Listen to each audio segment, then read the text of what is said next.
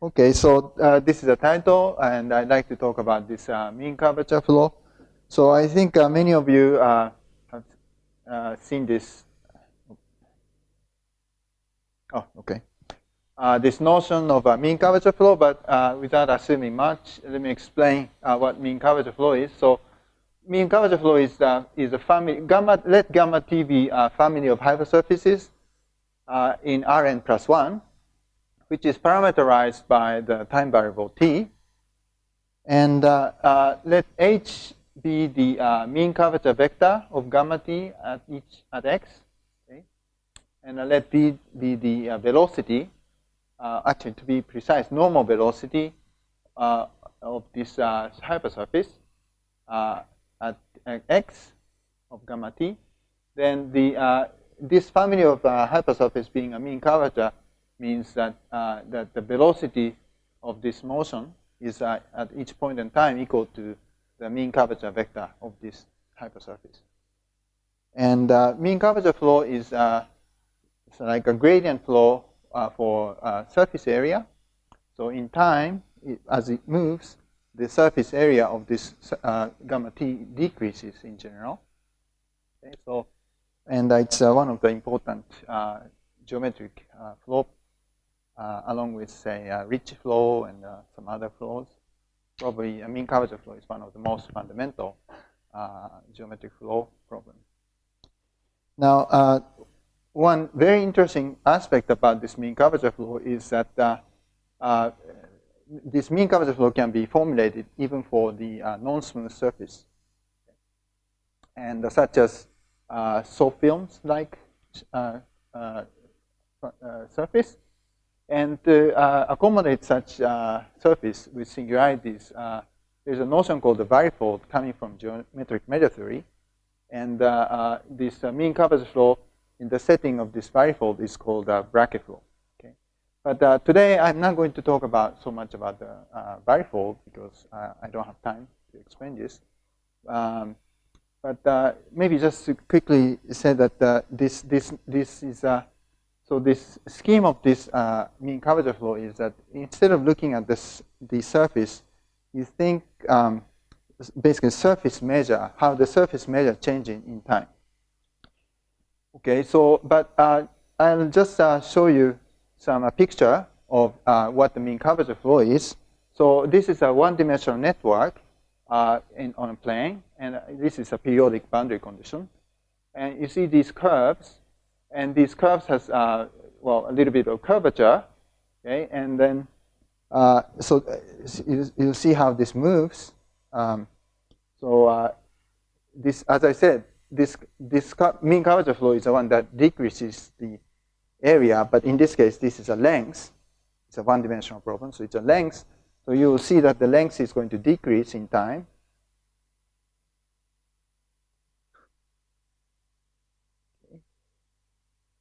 Something like this.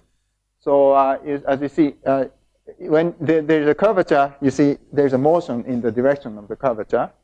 And so this is still moving. And eventually it approaches to the so-called Steiner configuration with the least length. Least length being, well, this part is the same as that.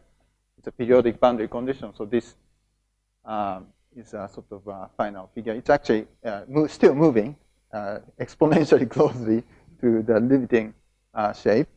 But that's a typical kind of picture I have in mind, okay, for this curvature flow. For the 3D case, which is, so this is, I think there may be 10,000 little domains here whose boundaries is going to move by mean curvature flow. So this is a computation done by Selim Esdoglu, and so see how this happens. So it's very hard to see what's going on, but as this domain is moving, and many of the domain actually get eliminated, and many of them become bigger, and so that's the not the end of it, but that's the end of the computation. Okay, so that's And this is the sampling of what is going on inside. And you will see that these little things will vanish, and some of them become bigger. Okay, so this one's also, it's kind of hard to see, but you can see that many of them are gone. And there are a lot of, and there are fewer domains. Okay? And this will become simpler and simpler as time passes. So now the topic I'd like to talk about today is about the existence of these solutions. The one for 1D case as well as 3D case. In fact, it may be, you may think that these things should exist, as you see in the numerics. I mean, they should exist, right? But because of all these singularities you see, you can't formulate this problem in a sort of a traditional classical way, okay? Because there are a lot of singularities happening, so you can't parameterize these surfaces in a usual way. So that's why I'm going to talk. I work in this setting of this so-called bracket flow coming from geometric measure theory. So the existence theory is. Let me explain what we prove. So this is, by the way, joint work with Lami Kim, who is my postdoc. So the assumption is the following. So it's very general. Suppose this gamma 0 is the initial data, is a non-empty closed countable and rectifiable set. Okay, so this countable and rectifiable means it means really it's general. But I'll just give a definition. A set is called countable and rectifiable if there exists a sequence of n-dimensional C1 manifolds, M3, so forth, such that gamma 0 minus this C1 manifold, this is an n-dimensional Hausdorff measure. So this, you can think this is an n-dimensional surface measure. Okay. So in case of n equal to 1, that's just a length. And in case the dimension is 2, it's a surface measure. Okay. So that's sort of Hausdorff, n-dimensional Hausdorff measure. So countable and rectifiable means it can be covered by a countable number of C1 n-dimensional surface. Okay. So anything like network is fine, because network is, you can just, it's just of course, it can be thought of as a union of, say, Lipschitz, C1 curves. And in fact, equivalent definition for this countable and rectifiable set is that this C1 can be replaced by Lipschitz math, actually. So it can be even less regular objects. But anyway, so the initial surface that I can give you is a non-empty closed countable and rectifiable set, which I explained this, with at least a non-connected complement. So I assume that the complement of this set is not connected. So at least there are two components at least. Okay? So that's not so, so much requirements. I mean, the picture you saw is real. Actually, there are a lot of components, right? So it's not so much of the restriction.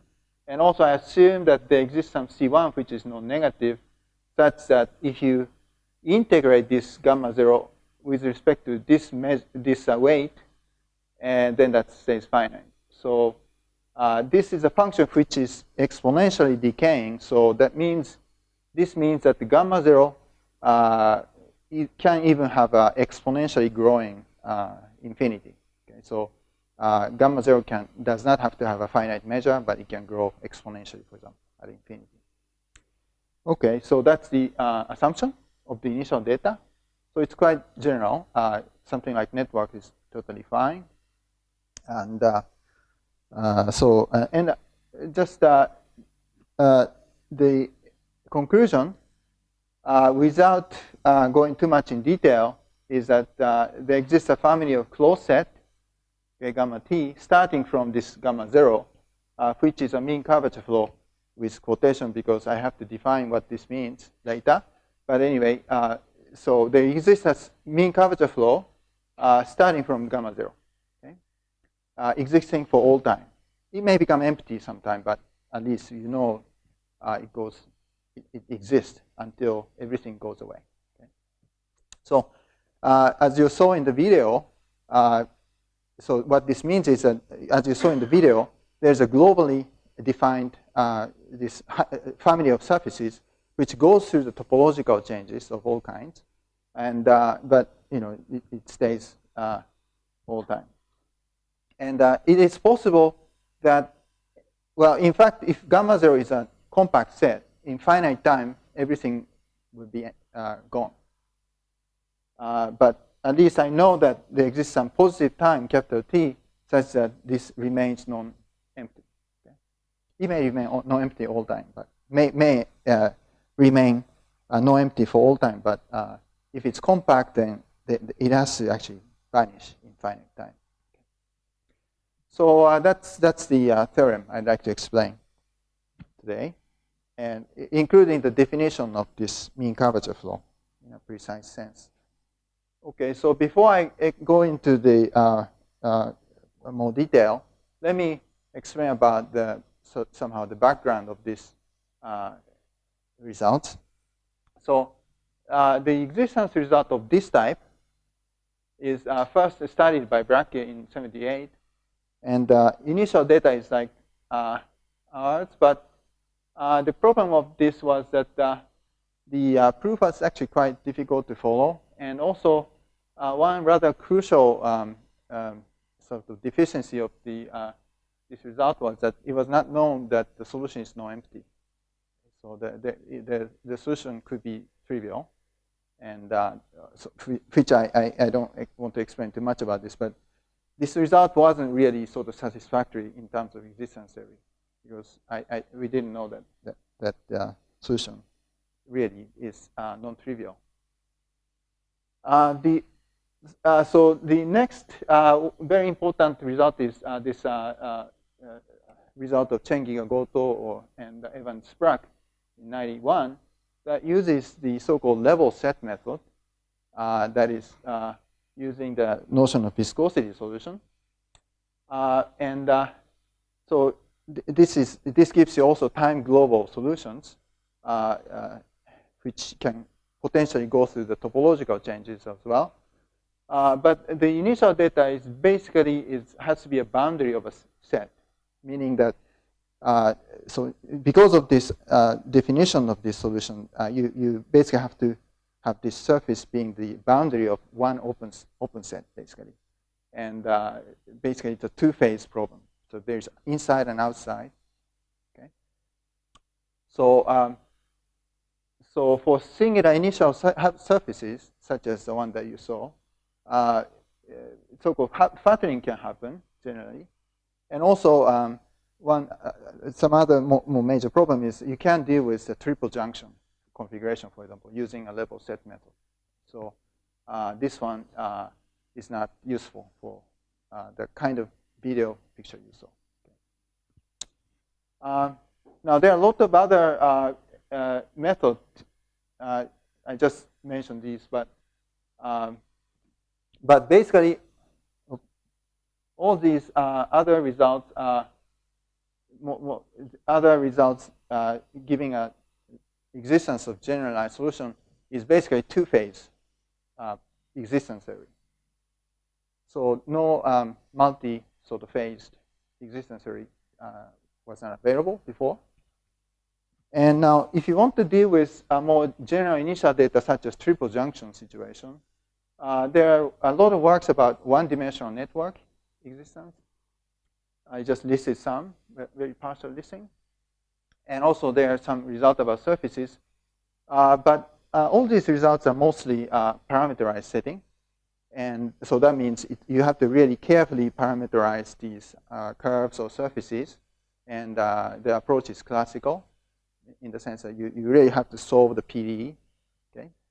And but that means that you cannot have topological changes. Okay? Because if you have parameterization, you can change topology.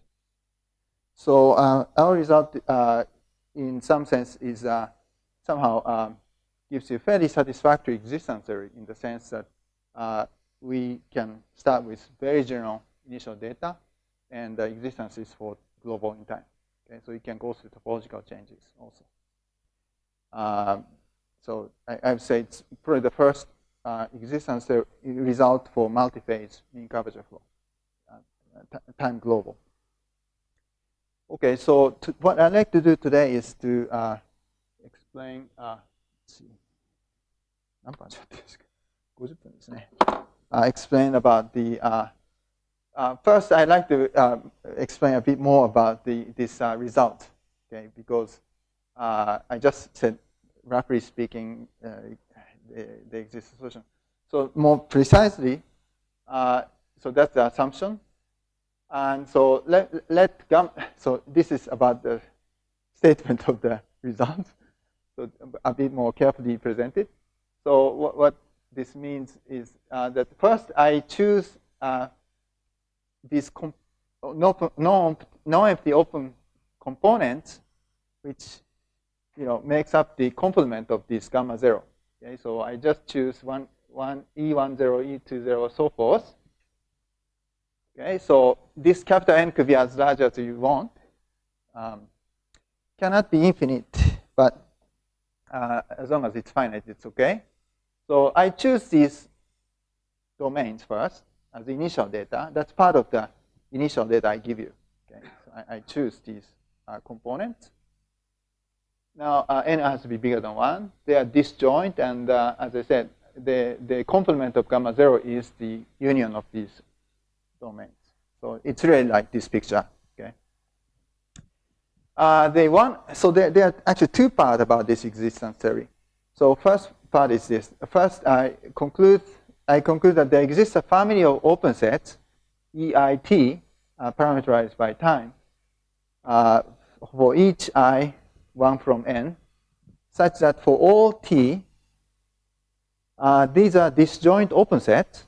Okay, so they're like moving domains. Okay, so starting from this E10, this E1t is the one that is moving domain. So there are such things. And also, if you define, now I define this gamma t to be the complement of these open sets. Okay, at time t, then this stays finite. So that means, in particular, means that this set is an n-dimensional set, okay, with a finite, locally finite measure. Okay. And also, for any ball, this is a ball radius r centered at x. If you take any arbitrary ball and measure. This is an n+1 dimension Lebesgue measure, so that's the domain, the area inside of this ball. This area, n+1 dimension area, is a continuous function in time. So this domain moves continuously in time, in some sense, at least in terms of measure. Okay, so the point is, this domain cannot vanish at some point, for example. That cannot happen. It moves continuously, at least. So that's very important because you see, if this domain just vanishes at arbitrary point of time, then that's not good, right? It should move continuously in some way. So there exist such domains, and the boundary of this set is going to be a mean curvature flow. And in what sense? So let me explain next. So the other part of the conclusion is the following. So instead of looking at the set, I have to talk about the measure, which is a surface measure. Okay? So under the assumption, the claim is that there exists a family of radon measures, which really is like a surface measure of the boundary, mu t defined on Rn+1 with the following 1 to 4, which characterizes this measure, okay, as a mean curvature flow. So first one is natural one. So at time t equal to 0, this radon measure is nothing but n-dimensional measure restricted to this initial data. Okay? So as I said, this is really like a surface measure on this moving boundary. And when t equal to 0, it's exactly what's given. And the second and third condition is a little bit technical, but let me just go through. For almost every time, not all, but almost all time, there exists a countable rectifiable set, MT, So you can really think this as a moving boundary, but empty, and Hn measurable function theta, which is defined on this set, and taking the integer value. Okay, so it's integer value. Well, actually natural number, so it's bigger than 1 or equal to 1, such that this mu t is of this form. So what is this? This means mu t is nothing but just the n-dimensional surface measure restricted to this set times this integer valued function. Okay? So if this theta t is equal to 1, for example, then you don't have this. But it's possible that this could be some other integer value, say 2 or 3 or so forth. Okay? So for almost all time, this measure has a very special form that is really like n-dimensional measure restricted to this set, okay, times some possible integer function. And yeah, okay, so that is what it means. So this means mu t, if you integrate continuous function, it's nothing but just multiply theta t and then integrate over mt with respect to n-dimensional measure. So I'm claiming that this radon measure has this very special form for almost all time. And the number 3 is yet even more somewhat technical, but for almost all time, there exists a so-called generalized mean curvature vector H, which I don't have time to explain, but there you can define a notion of mean curvature vector for this measure in a way that is natural variationally. And that is actually, and the other thing is this is L2 integral in space-time. Okay? So this H square works more like a dissipation term of the surface energy. So you need this kind of L2 bound. Okay, so the last one is number 4 is the one that characterizes that this is a mean curvature flow. So this is even more bit more technical, but so number 4 is the following variation inequality, saying that for all T1 and T2 and for all non-negative test functions, phi, this inequality holds. Okay. In the abstract, there was a mistake. Here's minus sign instead of plus sign. I think in abstract there is plus, unfortunately. But anyway, so this inequality characterizes that this is a mean curvature flow. Okay, why is this so? So the motivation for this number 4 is the following. So assume that this gamma t is a smooth family of hypersurface. Now, if you integrate this test function with respect to gamma t and then take a derivative in time, then this first term is more like a directional derivative in the direction of the motion, because nabla phi dot v is a motion. So this is a directional derivative, and this second term is coming from this derivative of this measure. So this is the rate of change of this measure is accounted for by this mean curvature vector. So this is the minus h phi dot b, and this is that you have to also differentiate time. So you differentiate this phi dt. And if velocity is equal to mean curvature, then this v should be h. So you get this is equal to this if it's a mean curvature flow. Okay? And if you integrate this in time, you get basically this with equality. Okay? Because you see, if you integrate in time from t1 to t2, this evaluated at t2 minus t1 is going to be this left-hand side. And this side is just integration of this quantity over this t1, t2. Okay? And conversely, okay, so this is true for any test function. Now, conversely, if this gamma t satisfies this inequality for all non-negative test function, then you can actually prove that the velocity has to be equal to mean curvature vector. This something requires a bit of a checking, but this is nothing extremely hard. But the point is, this inequality basically characterizes this surface being a mean curvature flow. So I hope this makes some sense. Anyway, so this is the way you say that, okay, this measure is like a mean curvature flow. So now, so that's a conclusion. And so the last bit of claim is that now I define a radon measure mu, which is a product measure of d mu t and dt. So this is a measure in space-time. Okay? So d mu t, I told you what that is. So I take a product measure, and then I consider the support of mu on space-time, which is really like a history of motion of this flow. And then I take a slice of this support. So let support of mu t, and then look at the gamma t. Gamma t is really like a slice of this. And then the claim is this guy is exactly equal to gamma t, okay? Where gamma t, remember, is the boundary of these open sets, which was moving. Okay? So that's a correspondence between this moving open domain and this measure. Okay? So this measure really is the support of this measure in spacetime corresponds to the moving boundary. Okay, so that's a precise statement of this existence theory. So that takes a little bit of time to explain just result itself. But okay, let's see.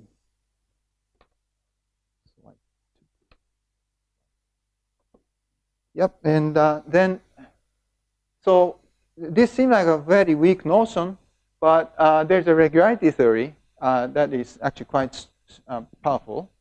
And so even though this looks like a weak solution, now if we assume that for almost all time, this function, which is integer valued, happen to be 1 almost everywhere on this set. Okay, so as I said, this mu t is always of a particular form of this n-dimensional measure restricted to mt times integer.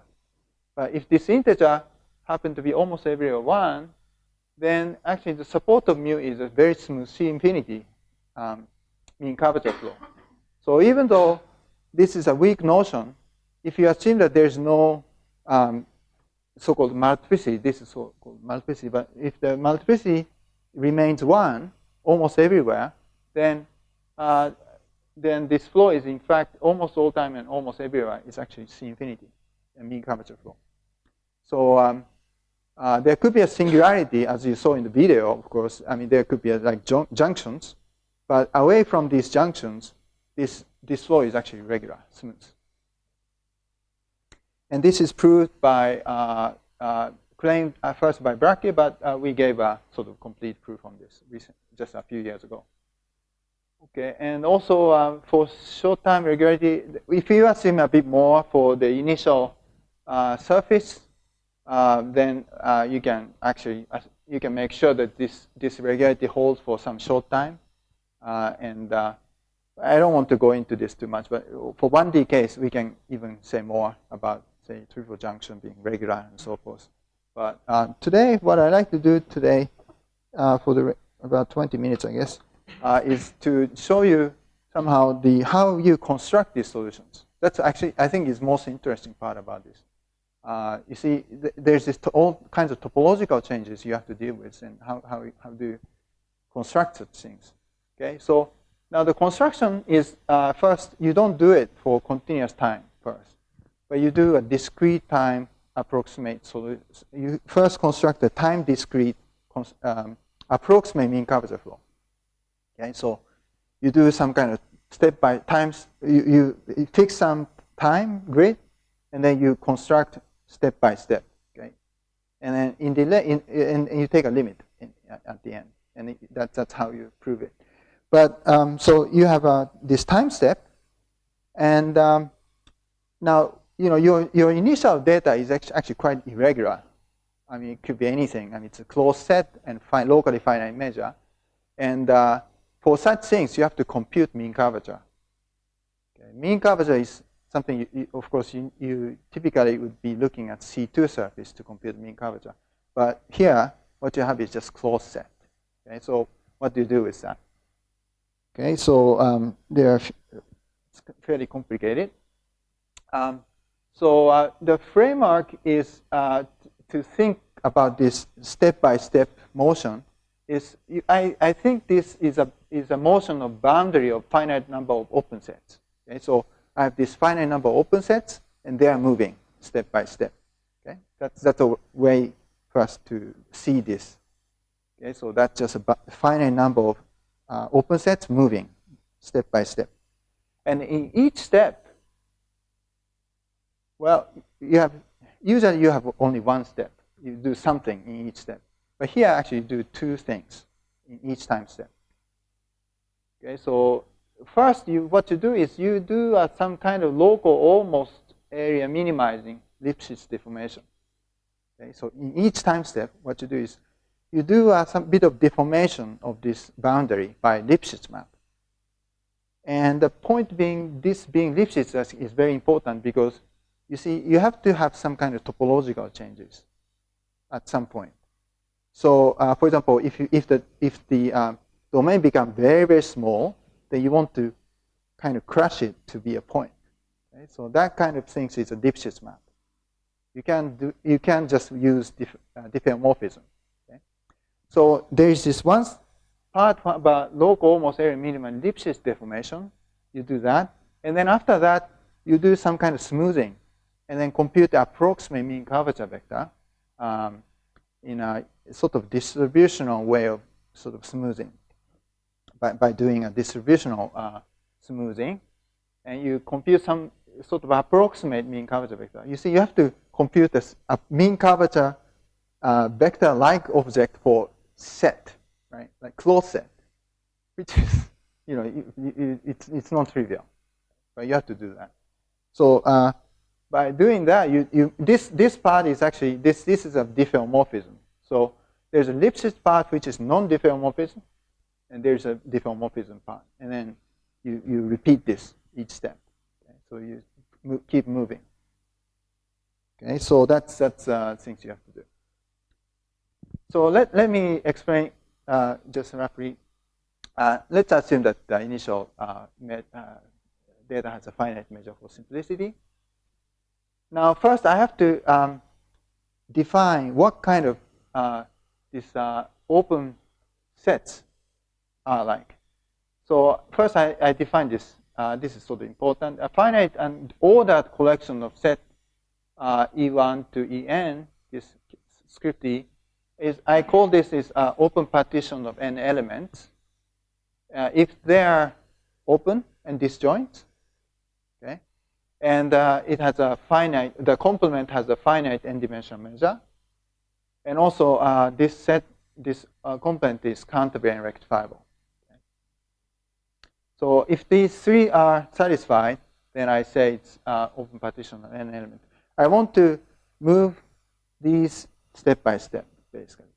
Okay, and I write this way if it's open partition of n element. And then also I define a radon measure naturally induced from these open partitions. Okay, so I say that a radon measure is induced from this set. Okay, so this is a complement of open set, which because it's a finite measure, n-dimensional finite measure, it actually coincides with the topological boundary of these open sets. Okay, I define this radon measure being just the n-dimensional Hausdorff measure restricted to this boundary. So given an open partition, I define this n-dimensional measure as the one that is on the boundary of this open partition. So it's really, this is really like the n-dimensional measure of this boundary. Okay. I call this, it's just a notation. Yeah? So, you know, still this is just a closed set, and then I just, given this, I define this quantity, which is a measure. Right? Then I need to define many things. Just 15 minutes, I can finish.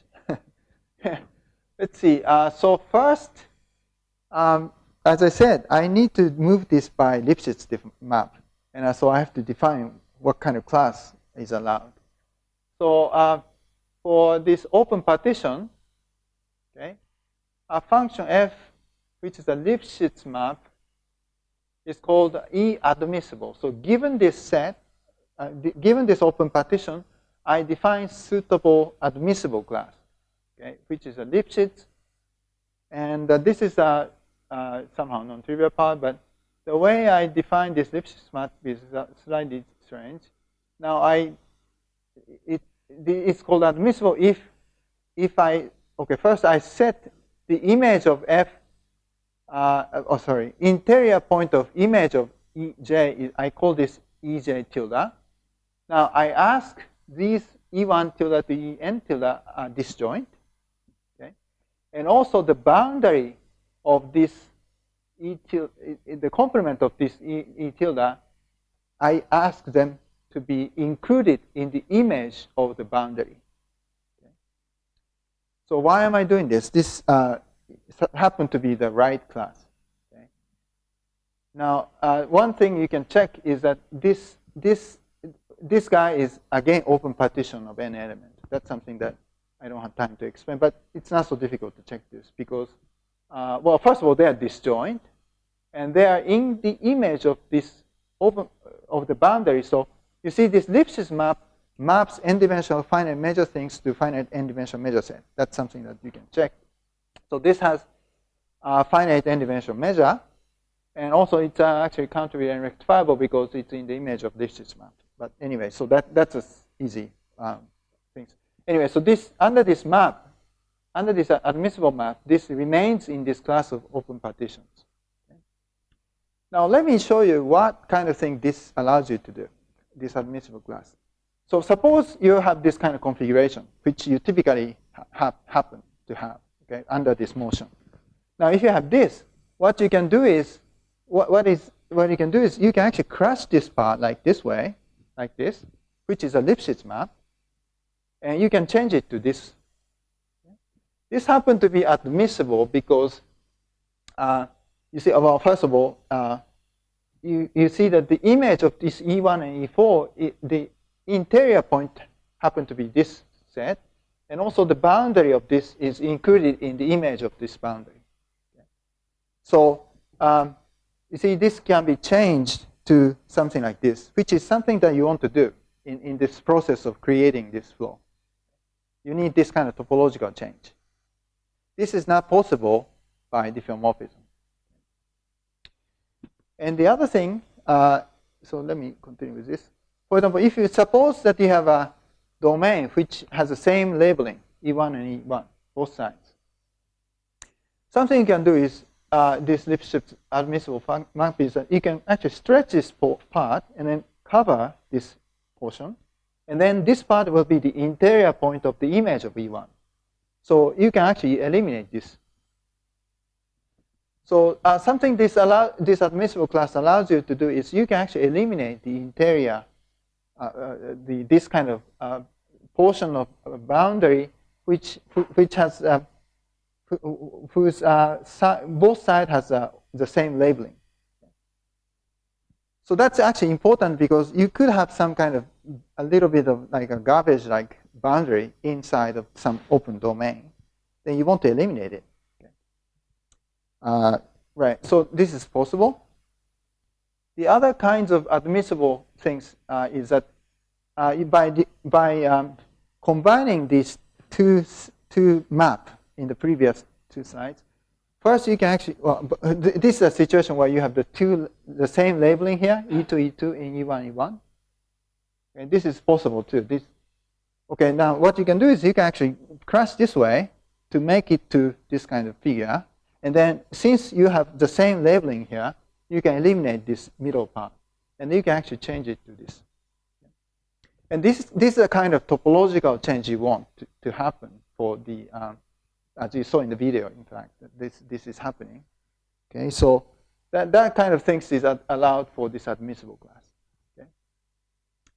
Now, under this kind of admissible class, so I define this map of open partitions as the one that I defined here, okay, for admissible class.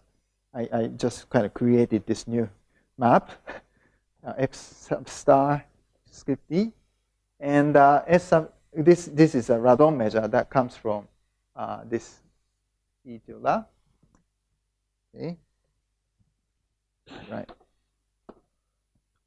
So that's the type of Lipschitz map I want to do. Okay, I want to use this kind of things. I know, and then now the other things I have to do is that, okay, I define this map, but I don't want to do too much deformation. I want it to be local. So to make it so, something you can do is you can restrict your test function. So this is a bit technical part, but I think I'll just go through this. I just defined a test function. So this is to localize the this deformation. So it's a bit like hard to explain this, but for each j, I define this class of test function aj, script aj, to be a C2 function which is non-vanishing, but the gradient of phi itself is bounded by j times phi, and then also second derivative too. Okay. Now j is going to be very large number. That j goes to infinity in the end. So now this is this may be sort of strange condition for you, but by the way, using this, you can show that phi of x is bounded by phi of y times exponential of j times x minus y. It's very easy to check by this is true. But this tells you that this class of test function has this property that if x and y is smaller than 1 over j, okay? If x and y is very close, say 1 over j, then this phi x and phi y are sort of compatible. Okay? So you sort of introduce this length scale that is, if you look at smaller than 1 over j, this test function behaves more like a constant. So you introduce this length scale, which you know if you're looking at that scale, things look like a constant. So so now, okay, so I first need a more definition. So for this open partition and j, which going to infinity in the end, let E of script E j be a set of these admissible functions, which I defined, this Lipschitz map, such that, okay, so f is this Lipschitz map, but f does not move too much. So fx of minus x is always less than 1 over j squared. So f moves only a little bit. And also, I define this deformation. The measure, n+1 dimension measure of the difference between the EI and the EI tilde remains small, so 1 over j. So this Lipschitz map doesn't change area much. Okay? And the last one is that, most important, is that for all test function in this class, it's area reducing. So remember, y is in this class, which behave like a constant if the length scale is small, and for all these test functions, this area. Okay, sorry, I guess I didn't define this, but this is the integration of phi with respect to this measure, okay, surface measure. So, by the way, this aj always include constant 1. Okay, phi is equal to 1 is in this class. Obviously, because if it's 1, this is okay, this is okay, this is okay. Okay, so this phi contains 1. So if it's sticking 1, this means this Lipschitz map is an area reducing map, at least. Okay, but not only that, but for all test functions in this class, this reduces the integration. Okay, so remember that this phi behaves more like a constant in the scale of 1 over j, or smaller. So if you look at the very small scale, this is saying that it reduces area. Okay? All right. So, and the next things I define is, I define this quantity. So given an open partition and j, I define this. This is not Laplacian. This is a triangle j of this quantity. I define it to be this right-hand side. Okay, so what is this? This means I take all kinds of Lipschitz deformation in this class. I see how much. By the way, this is just putting 1. Okay, so this is a measurement of how much I can decrease under this Lipschitz map. Okay, I hope that this makes sense. But you know, you have a lot of all kinds of Lipschitz deformation, which moves only a little bit. And this is giving you how much you can make the area less. And as I said, this contains a f equal to 1. Identity map is included in this class. So this quantity is always less than or equal to 0. Okay, so if this is big minus, that means you can reduce the area a lot under this admissible Lipschitz function. Okay, so this is a measurement how much you can reduce area, okay, for given open partition. Okay, so that's about the Lipschitz deformation, and there's another part about the smoothing of for computation of the mean curvature vector. So I think I'll just quickly skip this part more or less. But something you can do is, given a radon measure, you can do a smoothing by this kind of heat kernel, like modifier. You can modify, and then, but after modifying, you can compute the analog of mean curvature vector, which I don't have time to explain, but that's something you can do. So you see, you are given us a closed set, and you have to get some kind of analog quantity of mean curvature vector. So what you do is you modify it, you just compute mean curvature like quantity. And then, okay, so that's it. So this is like modifying the first variation, which I don't have time to explain, but there's an analog of mean curvature vector you can define. And then, sorry, I just skipped this, but there's all kinds of estimates you can do. You can estimate how close your approximate mean curvature vector to the real one. So this part is actually quite technical, but you can do it. Now, at the end of it, so now finally, I can tell you how you can define this approximate step, mean curvature vector. So procedure of construction, finally. So we fix J, which is integer, big number. Now you're given this initial open partition. Okay, that's the starting point. And assume that, okay, now let this measure of this initial data to be this capital M plus 1 is to be capital M. Now I fix some epsilon, which is small suitably. Suppose we already constructed up to k step. Okay? So this is inductive kind of argument. So assume that up to k step you constructed this open partition. How am I going to choose the next one? Okay, so that's what I like to explain. Now, first, recall I define this quantity. This is how much you can reduce the area by this Lipschitz deformation. Okay, this quantity. Now, I choose this admissible Lipschitz map, which almost minimizes the area in some sense. So this is how much you can reduce. This is a minus quantity. So I multiply a little bit of number which is less than 1. By definition of this infimum, there must be some admissible Lipschitz map which goes less than this quantity. Okay? So this Lipschitz map I choose almost sort of minimize locally area. Okay, I don't know there exists a minimizer, so but it's almost like an approximate minimizer. I choose this F. So this is, as I told you, this is a Lipschitz deformation, which allows you to have a topological change. Okay. Then I move it by this Lipschitz deformation. I define this to be B. Now I compute the approximate mean curvature vector for this quantity, for this guy. Now I should have done this first, but the time step is about this much, which doesn't make much sense, but there's some estimate you have to do.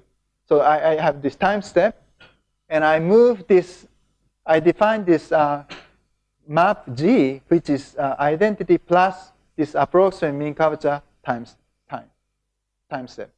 Okay, so I move it, so and then I define the next step guy by composing this. Okay, so you already moved this this one, and then I move it by this map G. Okay, just a little bit. And by the way, so I choose this delta T so that this will become a diffeomorphism. Okay, so that's the next step, open partition. And basically, you repeat this. Okay, and you make sure you have a good a priori bound, which requires a lot of computations. But so I don't do this, but maybe I should just mention that under this kind of construction, you can be sure that actually this is area is actually decreasing more or less. Okay, and also there's some kind of a priori estimate, which is like energy, estimate, okay, so forth.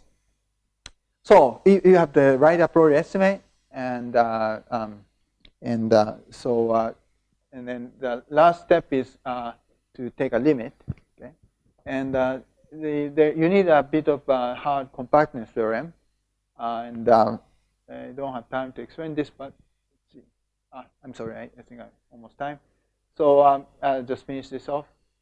So I need this compactness theorem, which says that if you're given a sequence of open partitions and a number epsilon j which goes to 0, like this way, and the measure is bounded, and this quantity is like approximate L2 mean curvature, which I don't have time to explain, and also the certain minimizing property, then you can show that there exists a converging subsequence. And the limit is so-called integral barifold, and which is in sort of don't have time to explain this, but this is a right kind of class that so for people who are familiar with geometric measure theory, this is like a so-called Allah's compactness theorem of integral barifold, but with this added difficulty of having less control of the mean curvature vector. But the minimizing property in a small scale. Okay, so okay, let's skip this. So there are a lot of interesting questions. This is really the first result about this multi-phase mean curvature flow. So I mean, totally open, more or less, about the property of these solutions. In fact, so okay, so I just listed some. Even I think this result has a lot of interesting implication even for minimal surface, because if you're given a minimal surface, you can flow these things, and then you see there's this kind of deformation which allows you topological changes. So if you are given a fairly singular minimal hypersurface, and you wonder there is a possibility that this minimal surface may move or may not move. So depending on that, you can actually talk about the dynamical stability of a minimal surface. So in that sense, even for stationary problem, it's actually interesting implications. Okay, so I think I ran out of time. So I just explained about this existence theory, which is about 100 pages. So it's not very non-trivial existence theory. This really is just only talking about existence theorem. So, but I have all kinds of regularity theory, and okay, I'd like to thank for the attention. Thank you.